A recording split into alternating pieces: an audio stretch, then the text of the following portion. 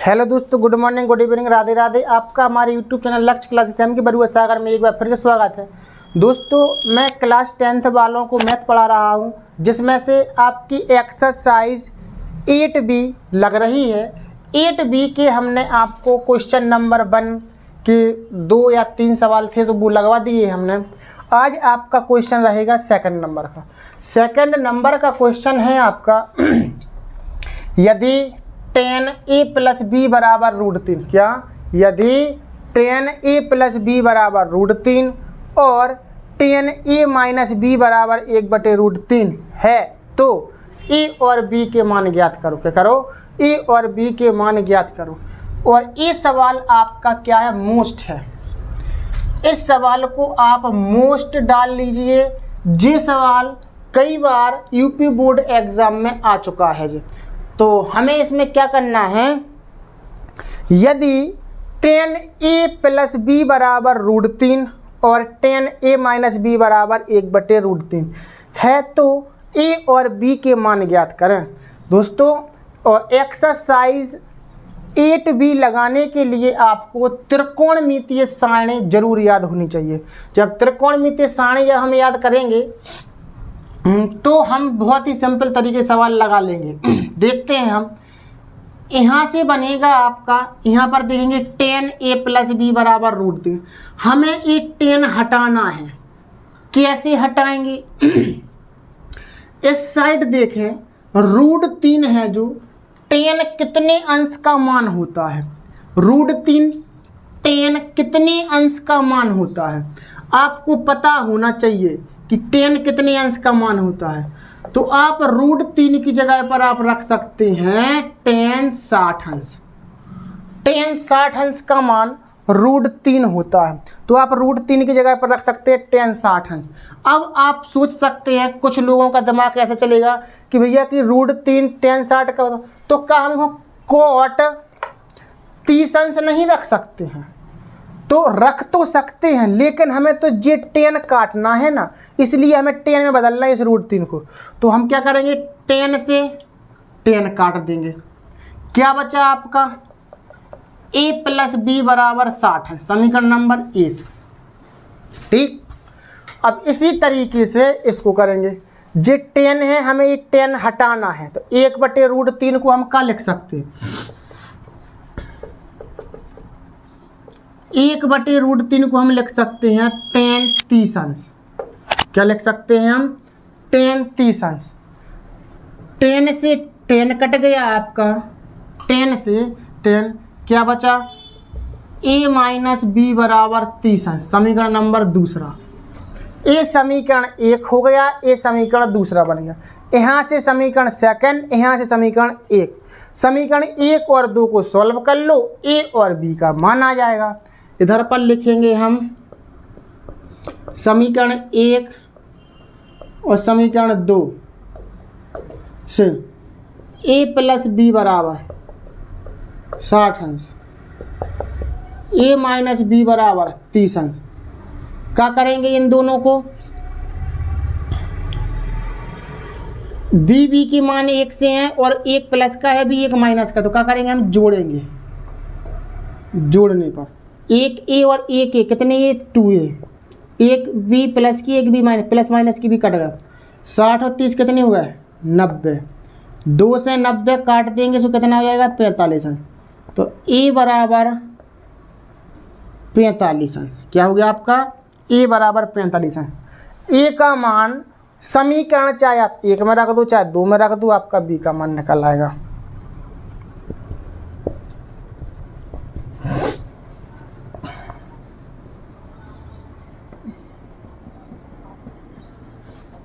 a का मान समीकरण 1 में रखने पर, समीकरण 1 क्या है?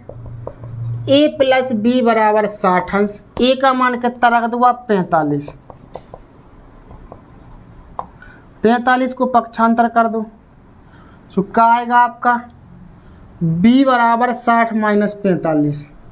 तो b बराबर 60 में से 45 है 5 15 अंश। तो j आपका 15 और a का मान 45। इस तरीके से आपको ए और बी के मान निकालना है। ये सवाल मोस्ट है, 4 नंबर का सवाल आया है ये यूपी बोर्ड एग्जाम में, 1-2 बार आ चुका है ये सवाल। दोस्तों क्वेश्चन नंबर 3 में कह रहे हैं बताइए कि निम्नलिखित में कौन कौन सत्य है और कौन कौन असत्य है, यानी कि ये आपके सही गलत के निशान हैं, तो इसके कारण सहित अपने उत्तर की पुष्टि कीजिए। तो इसमें अपन को सॉल्व करना है, फिर बताना है कि ये सही है कि नहीं। साइन ए प्लस बी बराबर साइन ए प्लस साइन बी, तो आपको यहाँ पर क्या करना है, माना ए बराबर 30 अंश, कोई भी एक मान ले लो, और बी बराबर 60 अंश मान लो। मानना ऐसी मतलब ऐसे अंश मानना है जो त्रिकोणमितीय सारणी में अपने मान होते हों। 30 अंश का भी होता है, 60 अंश का भी होता है, ठीक है ना। इधर ए और बी के मान रख दो, साइन ए का मान 30 अंश, बी का मान 60 अंश। साइन ए का मान कितना है 30 अंश, प्लस साइन बी का मान कितने का 60 अंश। इसको करो साइन 60 30 90 बराबर साइन 30 अंश का मान 1/2, साइन 60 अंश का मान √3/2।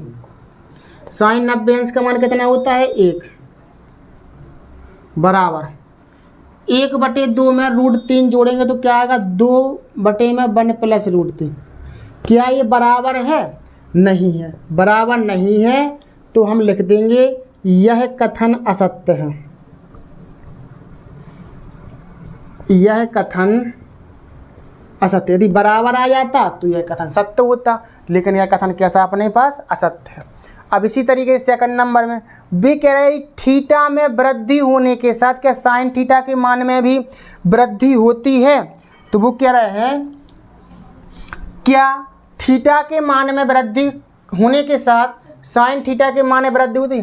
थीटा के मान में वृद्धि यानी थीटा में वृद्धि का मतलब है पहले हम थीटा का मान रखेंगे कितना, थीटा का मान पहले 0 अंश, 0 अंश से कितने 30 अंश, 30 अंश से कितने 45 अंश, 45 अंश से कितने 60 अंश, 60 अंश से कितने 90 अंश। यानी हमारी त्रिकोणमितीय सारणी में जो थीटा के मान इतना ही है 0 से लेकर के 90 तक है अपने थीटा में वृद्धि होने के साथ। तो क्या साइन थीटा के मान में वृद्धि होगी? देखते हैं। साइन पहले थीटा का मान कितना रखना 0 अंश, फिर साइन थीटा का मान कितना रखना 30 अंश, फिर साइन थीटा का मान कितना रखना 45 अंश, फिर कितना रखना साइन 60 अंश, साइन 90 अंश। साइन 0 का मान क्या होता है? साइन 0 का मान 0, साइन 30 का मान 1/2, साइन 45 का मान 1/√2, साइन 60 का मान √3/2, साइन 90 का मान 1। अब आप देख सकते हैं वे कह रहे थीटा में वृद्धि होने के साथ हमने थीटा में वृद्धि करते गए पहले 30 अंश, पहले 0 अंश, फिर 30 अंश, 45 अंश, 60 अंश, 90। थीटा में वृद्धि होने के साथ क्या साइन थीटा का मान, साइन थीटा का मान मतलब साइन 0 का मान 0, साइन 30 का मान 1/2, तो क्या साइन थीटा के मान में वृद्धि होती है? देखते हैं। सबसे पहले हमें 0 से लेकर के कहाँ तक पहुँच गए 1 तक, तो 0 से 1 तक पहुँचे हैं तो इसका मान है अपना मान बड़ा है। तो साइन थीटा के मान में वृद्धि हुई है? हाँ हुई है वृद्धि। तो अपन लिखेंगे यह कथन सत्य है। क्या लिखेंगे? यह कथन सत्य है। थीटा के मान में वृद्धि हुई, थीटा के मान में वृद्धि के साथ साइन थीटा के मान में वृद्धि हुई तो थीटा का मान बढ़ता गया, तो भैया साइन थीटा का मान ही बढ़ता गया। मतलब कि पहले साइन 0 अंश का मान 0, साइन 30 अंश का मान रखा तो कितना आया 1/2। मतलब 0 से बढ़ा कि नहीं, 1/2 से जे संख्या बड़ी, इससे बड़ी जे, इससे बड़ी जे, मतलब 1। तो 0 से बड़ी क्या होती संख्या 1। हाँ भैया बड़ा है मान अपना, ठीक है ना। तो इस तरीके से आपको करना था।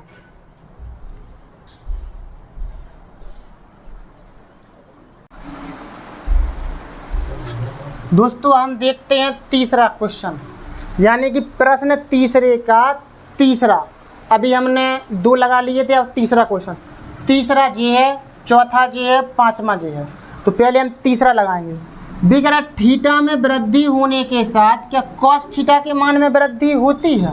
अभी हमने साइन थीटा के मान में वृद्धि देखी थी, अब देखें हम कॉस थीटा के मान में वृद्धि होती है।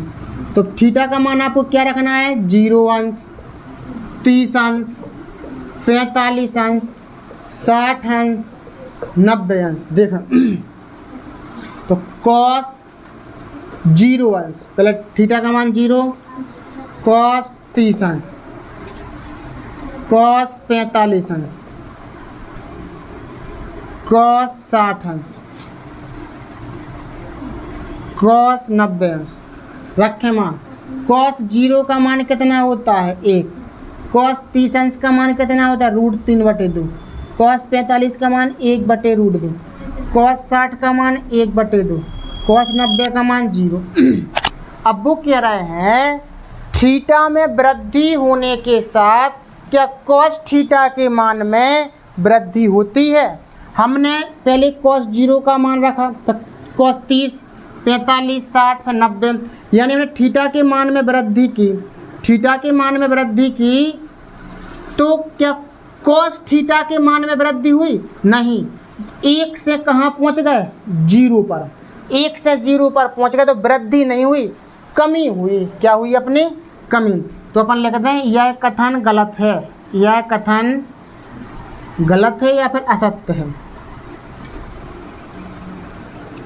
क्योंकि थीटा के मान में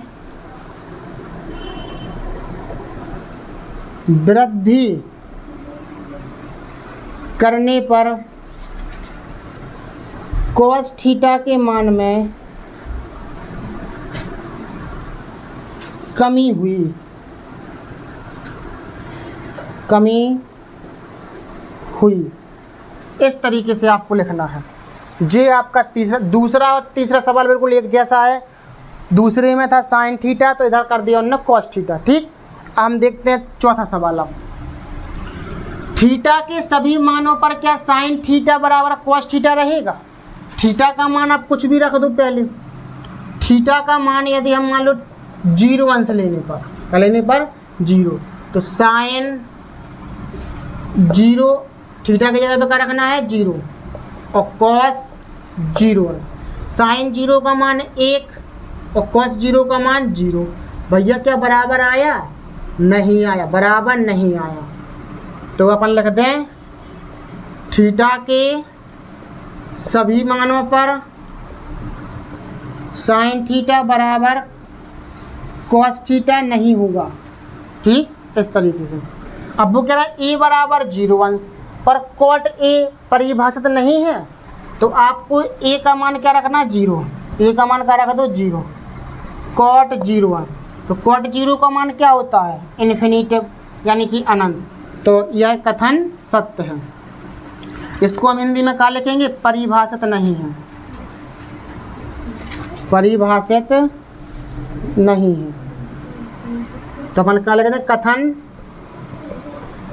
सत्य है। बस इस तरीके से आपको लगाना है। तो दोस्तों आपको सवाल समझ में आए होंगे। हमने बहुत ही अच्छी सिंपल तरीके से आपको सवाल समझाया। दोस्तों आपको वीडियो कैसी लगी, अच्छी लगी हो तो लाइक शेयर कमेंट कीजिएगा। और यदि आपने अभी तक हमारे यूट्यूब चैनल लक्ष्य क्लासेस एम के बरुआ सागर को यदि सब्सक्राइब ना किया हो तो सब्सक्राइब जरूर करें और वीडियो को लाइक शेयर और कमेंट करें।